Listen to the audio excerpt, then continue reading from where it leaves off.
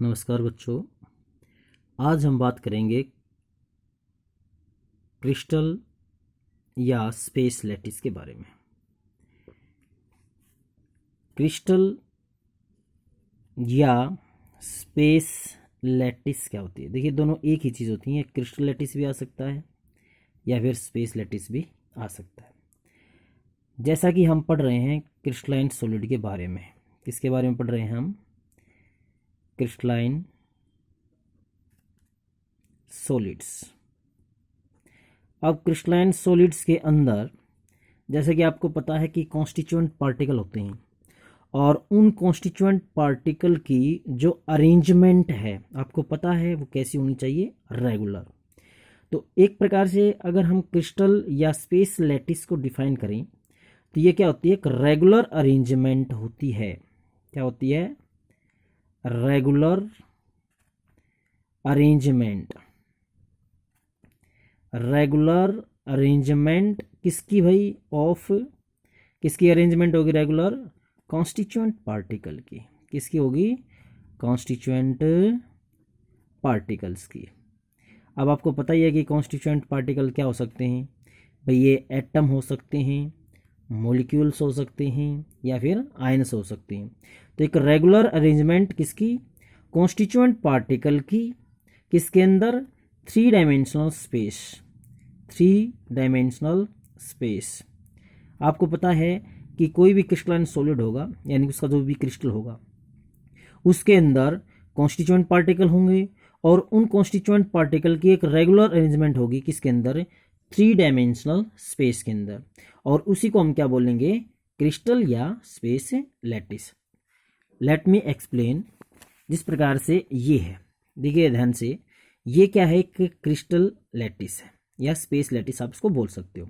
इसके अंदर क्या है? ये जो कॉन्स्टिट्यूएंट पार्टिकल हैं ये एक रेगुलर अरेंजमेंट के अंदर है, 3 डायमेंशनल स्पेस के अंदर।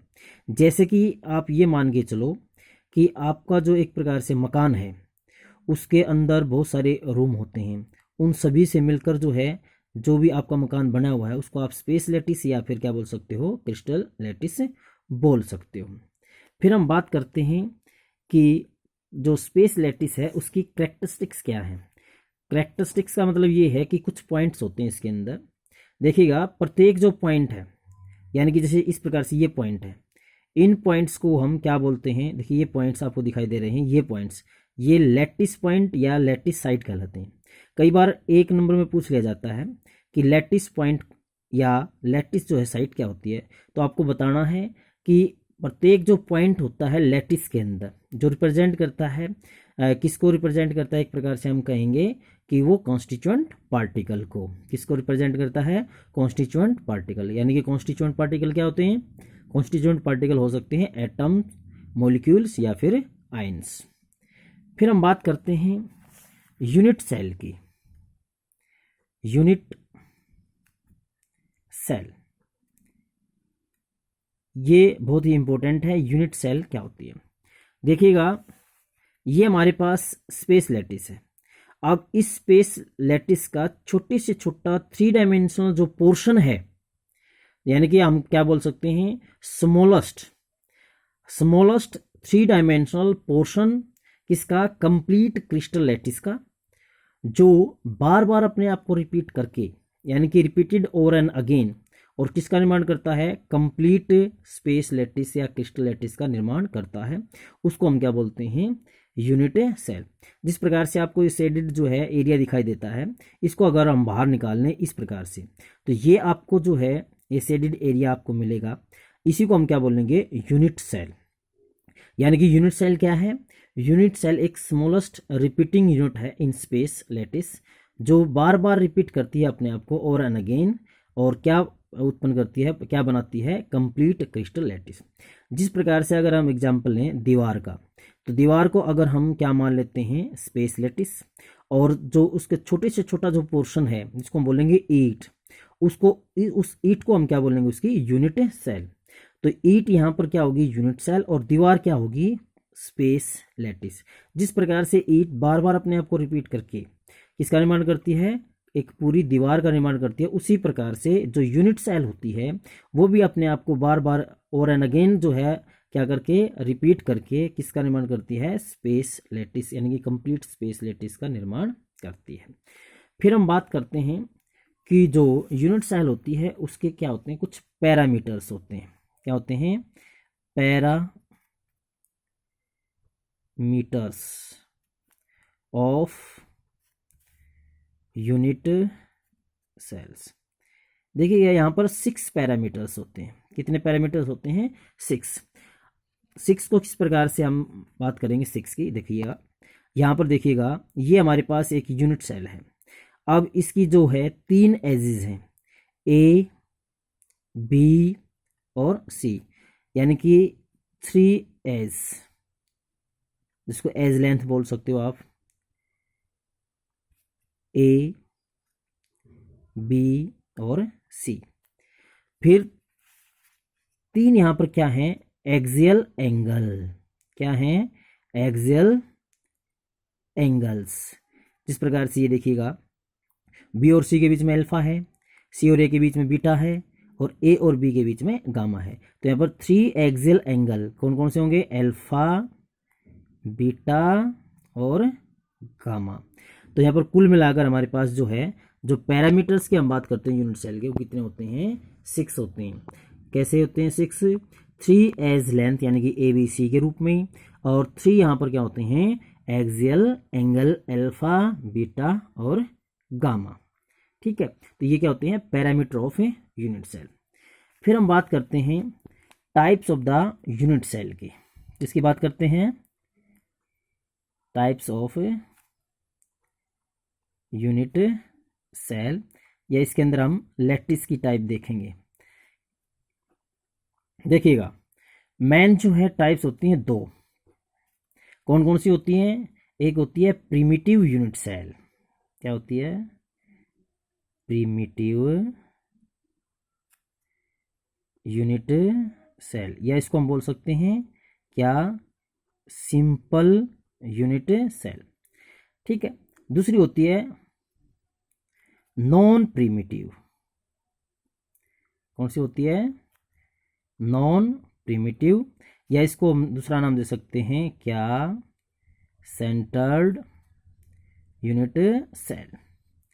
तो टाइप्स के अंदर अगर हम बात करें यूनिट सेल की, तो मेन जो है 2 टाइप होती हैं। एक होती है प्रिमिटिव, जिसको बोल सकते हैं सिंपल, और दूसरी होती है नॉन प्रिमिटिव और सेंटर्ड यूनिट सेल।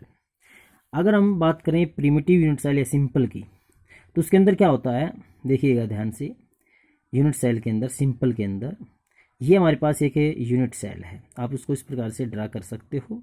ये हमारी जो है क्या है कि यूनिट सेल है। इस यूनिट सेल के अंदर जो कॉन्स्टिट्यूएंट पार्टिकल हैं वो केवल अगर कॉर्नर के ऊपर हैं, जिस प्रकार से ये कॉन्स्टिट्यूएंट पार्टिकल एक यहाँ है, एक यहाँ है, इस प्रकार से, तो आपको पता ही है कि कोई भी जो यूनिट सेल होगी उसके 8 कॉर्नर्स होंगे। और अगर कोई भी यूनिट सेल ऐसी है जिसके अंदर ये कॉन्स्टिट्यूएंट पार्टिकल केवल कहाँ पर हैं, कॉर्नर्स के ऊपर, और कहीं पर भी नहीं है, केवल कॉर्नर्स के ऊपर हैं, तो उसको हम बोलेंगे प्रिमिटिव या सिंपल यूनिट सेल। फिर बात आती है नॉन प्रिमिटिव यूनिट सेल की। इसके अंदर क्या होता है कि कॉर्नर्स के ऊपर तो होते ही हैं, तो कॉर्नर के साथ साथ जो कॉन्स्टिट्यूएंट पार्टिकल हैं वो यूनिट सेल में और कहीं पर भी प्रेजेंट हो सकते हैं। अब वो कहाँ पर प्रेजेंट हो सकते हैं, उसके बेस के ऊपर जो नॉन प्रिमिटिव यूनिट सेल है उसको हम जो है एक प्रकार से 4 जो है पार्ट्स के अंदर डिवाइड कर सकते हैं। वो कौन कौन से हैं, जरा ध्यान से देखिए। एक होता है फेस सेंटर्ड, क्या, फेस सेंटर्ड यूनिट सेल। दूसरी होती है इसके अंदर बॉडी सेंटर्ड, क्या होती है, बॉडी सेंटर्ड यूनिट सेल। तीसरी क्या होती है, तीसरी होती है भाई यहाँ पर एंड सेंटर्ड यूनिट सेल। और चौथी क्या होती है यहाँ पर, ये होती है एज सेंटर्ड, क्या होती है, एज सेंटर्ड यूनिट सेल। अब ये किस बेस पे हमने face centred, body centred, and centred या फिर एज सेंटर्ड जो है डिवाइड किए, ये किए कि कहाँ, यानी कि कॉर्नर के अलावा कॉन्स्टिट्यूएंट पार्टिकल और कहाँ पर हैं। तो हम पहले एक्सप्लेन करते हैं किसको, फेस सेंटर्ड, ये इसको बोलते हैं एफसीसी, शॉर्ट फॉर्म में पूछी जा सकती है एफसीसी क्या होती है, फेस सेंटर्ड यूनिट सेल। तो जैसा कि आपको नाम से ही पता चल रहा है कि फेस सेंटर्ड, यानी कि आपको पता होना चाहिए कि कोई भी जो यूनिट सेल होती है उसमें कॉर्नर्स कितने होते हैं, कॉर्नर्स होते हैं 8। तो कॉर्नर्स के ऊपर तो होंगे ही होंगे, जैसे मैंने आपको पहले ही बताया कि कॉर्नर्स के ऊपर तो होते ही हैं, उसके अलावा वो यूनिट सेल में और कहाँ पर है उसके आधार पर उसको नाम दिया गया है। तो फेस सेंटर्ड, इसमें फेस कितने होंगे जरा देखिए, 6 फेस होते हैं। ये ऊपर वाला फेस हो गया, ये इस साइड वाला हो गया, ये नीचे वाला हो गया, ये इस साइड वाला हो गया, ये सामने वाला हो गया और ये पीछे वाला हो गया। तो एफसीसी के अंदर कॉर्नर के ऊपर जो कॉन्स्टिट्यूएंट पार्टिकल लगे हुए हैं उसके साथ साथ प्रत्येक फेस के सेंटर में होते हैं। कहाँ होते हैं, प्रत्येक फेस के सेंटर में। तो ये फेस हो गया ऊपर वाला, तो इसके सेंटर में यहाँ पर कॉन्स्टिट्यूएंट पार्टिकल मिलेगा, यहाँ पर मिलेगा। तो कितने फेस होते हैं, 6। तो प्रत्येक फेस के सेंटर में सामने वाला और ये पीछे वाला। तो ये हमारे पास जो है ये क्या होती है, face centred unit cell. Second BCC, जिसको आप बोल सकते हैं बॉडी सेंटर्ड यूनिट सेल। जैसे मैंने आपको पहले ही बताया कि कॉर्नर के ऊपर तो होंगे ही होंगे, उसके साथ साथ और कहाँ पर होंगे उसके आधार पर इनको नाम दिया गया है। तो यहाँ पर देखिएगा बॉडी सेंटर्ड के अंदर क्या होता है कि कॉर्नर के ऊपर होते हैं, उसके साथ साथ जैसे नाम से ही पता चल रहा है जो कॉन्स्टिट्यूएंट पार्टिकल होता है वो एक बॉडी के सेंटर में, बॉडी का सेंटर यहाँ पर होगा।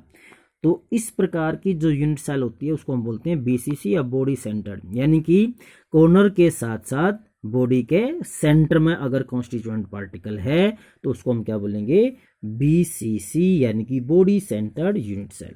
अब हम बात करते हैं किसकी, end centred unit cell. End centred unit cell, end centred unit cell. तो इसमें क्या होता है जरा देखो ध्यान से, ये हमारे पास कोई भी यूनिट सेल है। अब आपको पता ही है कि कॉर्नर के ऊपर तो होंगे ही होंगे कॉन्स्टिट्यूएंट पार्टिकल। अब एंड सेंटर का मतलब क्या होता है कि नहीं, दो अपोजिट फेस के सेंटर में, जैसे ये ऊपर वाला फेस है तो नीचे वाला आमने सामने होते हैं, अपोजिट फेस, दायां बायां अपोजिट होगा, आगे पीछे वाला भी क्या होगा, अपोजिट होगा। तो अगर ऊपर वाले फेस के सेंटर में है तो नीचे वाले फेस के सेंटर में हो गया, यानी कि किन्हीं दो अपोजिट फेस के सेंटर में भी हों। कॉर्नर के साथ साथ देखिए इसके अंदर कॉर्नर के साथ साथ किन्हीं दो अपोजिट फेस के अगर सेंटर में भी है तो उसको हम बोलते हैं एंड सेंटर्ड यूनिट सेल।